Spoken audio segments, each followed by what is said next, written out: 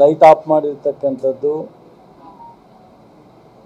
ಮತ್ತೊಂದು ಕಲ್ತೂರಾಡೋದಕ್ಕೆ ಪ್ರಾರಂಭ ಆದ ಸನ್ನಿವೇಶ ಯಾವ ರೀತಿ ಆಯಿತು ಅನ್ನೋದ್ರ ಬಗ್ಗೆನೂ ಮಾಹಿತಿ ತಗೊಂಡಿದ್ದೀವಿ. ಘಟನೆ ನಡೆದ ತಕ್ಷಣವೇ ನಮ್ಮ ಜಿಲ್ಲಾ ಮಟ್ಟದ ಅಧಿಕಾರಿಗಳು ಸೂಕ್ಷ್ಮವಾಗಿ ಅದನ್ನು ಎಲ್ಲ ಮಾಹಿತಿಯನ್ನು ಪಡೆದು ತಕ್ಷಣ 21 ಜನ ಅರೆಸ್ಟ್ ಮಾಡಲಿಕ್ಕೆ, ಇದು ಗಂಭೀರವಾದಂಥ ವಿಚಾರಣೆ. ಇದಕ್ಕೇನೋ ಒಂದು ಪ್ರೀ ಪ್ಲ್ಯಾನ್ ಇದೆ. ಇದ್ರ ಹಿನ್ನೆಲೆ ಅದು ರಾಜಕೀಯ ಪ್ರೇರಿತ ಇದೆಯೋ, ರಾಜಕೀಯ ಪ್ರೇರಿತ ಇಲ್ಲವೋ, ಅಥವಾ ಯಾವುದೋ ವ್ಯಕ್ತಿ ಅದರಿಂದ ಇದೆಯಾರೋ, ಅಥವಾ ಹೊರಗಡೆ ತಾಲೂಕಿನವರ ಕುಮ್ಮಕ್ಕಿದೆಯೋ, ಇದೇ ತಾಲೂಕಿನ ಕೆಲವರು ಹುಡುಗರುಗಳು ಕುಮ್ಮಕ್ಕಿದೆಯೋ, ಟೋಟಲಿ ಇದನ್ನು ನೋಡಿದಾಗ ಅನುಮಾನಾಸ್ಪದವಾಗಿದೆ. ಪ್ಲ್ಯಾಂಡ್ ಆಗಿ ಇದು ನಡೆದಿರ್ತಕ್ಕಂಥದ್ದು ಅನ್ನೋದು ಸಹ ಕ್ಲಿಯರಾಗಿ ಕಾಣುತ್ತೆ. ಅದಕ್ಕೋಸ್ಕರ ನಮ್ಮ ಗಂಭೀರವಾಗಿ 21 ಜನ ವಿತಿನ್ ದಿ ಭಾಳ ಕಡಿಮೆ ಟೈಮ್ನಲ್ಲಿ ಅರೆಸ್ಟ್ ಮಾಡಿರ್ತಕ್ಕಂಥದ್ದು ನಿಮ್ಮೆಲ್ರಿಗೂ ವಿಚಾರ ಗೊತ್ತಿದೆ. ಈಗಲೂ ಅದು ಮುಂದುವರೆದು ನಾನು ಈ ತಾಲೂಕಿನ ಅಥವಾ ಈ ಜಿಲ್ಲೆ ರಾಜ್ಯದ ಯಾವುದೇ ಸಂಘಟನೆಯವರಾಗಲಿ, ಸಾರ್ವಜನಿಕರಾಗಲಿ,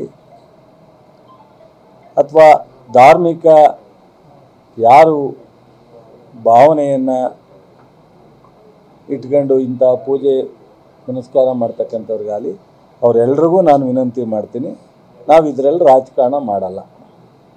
ಕಟ್ಟುನಿಟ್ಟಾಗಿ ತನಿಖೆ ಮಾಡಿಸ್ತಕ್ಕಂಥದ್ದು. ಸೀರಿಯಸ್ ಆಗಿ ಕ್ರಮ ಆಗುತ್ತೆ, ಮುಲಾಜಿಲ್ಲ. ನಾವು ಯಾರೋ ಒಬ್ಬನ್ನ ಓಲೈಸೋ ಪ್ರಶ್ನೆ ಇಲ್ಲ.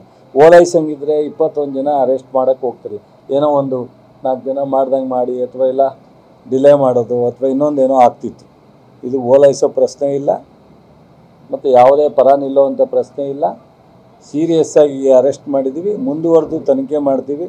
ತನಿಖೆಯಲ್ಲಿ ಯಾರು ತಪ್ಪಿತಸ್ಥರು ಅಂತ ಗೊತ್ತಾಗುತ್ತೋ ಅವ್ರ ಮೇಲೆ ಸೀರಿಯಸ್ ಆಗಿ ಕ್ರಮ ತಗೋತೀವಿ. ನಮ್ಮ ಎಲ್ಲ ಸಾರ್ವಜನಿಕರಲ್ಲಿ ನಮ್ಮ ಹಿಂದೂ ಸಮುದಾಯದ ನಮ್ಮ ಜಿಲ್ಲೆಯ ಪ್ರತಿಯೊಬ್ಬರಲ್ಲೂ ನಾನು ವಿನಂತಿ ಮಾಡ್ತೀನಿ. ಈ ಜಿಲ್ಲೆ ಒಂದು ಹೆಸರಿದೆ.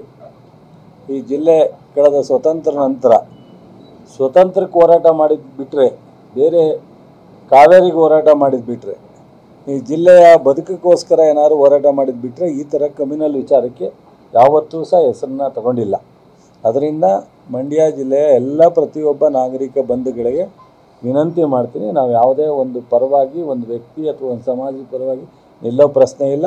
ನಿಮ್ಮ ಧರ್ಮಕ್ಕೆ ಅಥವಾ ನಿಮ್ಮ ಭಾವನೆಗೆ ಧಕ್ಕೆ ಬರುವಂಥ ರೀತಿಯಲ್ಲಿ ನಾವು ಯಾವುದನ್ನು ಸಹ ಇನ್ನೊಬ್ಬರಿಗೆ ಸಪೋರ್ಟ್ ಮಾಡೋ ಪ್ರಶ್ನೆ ಇಲ್ಲ. ನಾವು ನಿಮ್ಮ ಜೊತೆಲಿ ಇರ್ತೀವಿ.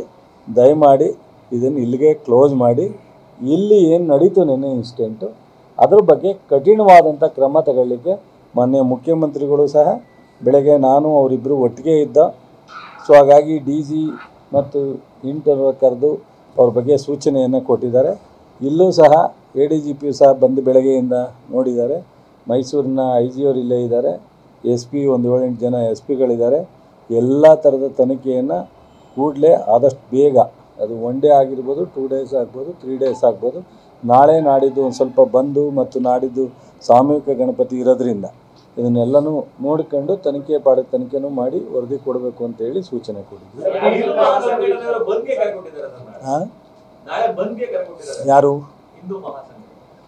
ಈಗ ಕೊಟ್ಟಿದ್ದಾರೆ, ಅದು ನಾವು ಬೇಡ ನಿಮಗೆ ನ್ಯಾಯ ಕೊಡಿಸೋದ್ರಲ್ಲಿ ನಾವು ಮುಂದಾಗ್ತೀವಿ, ಅದನ್ನು ರದ್ದು ಮಾಡಿ ಅಂತ ರಿಕ್ವೆಸ್ಟ್ ಮಾಡ್ಬೋದು.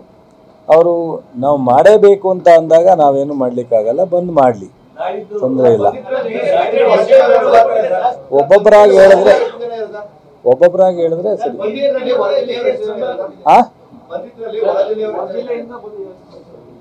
ಕೇಳಿಸ್ತಾ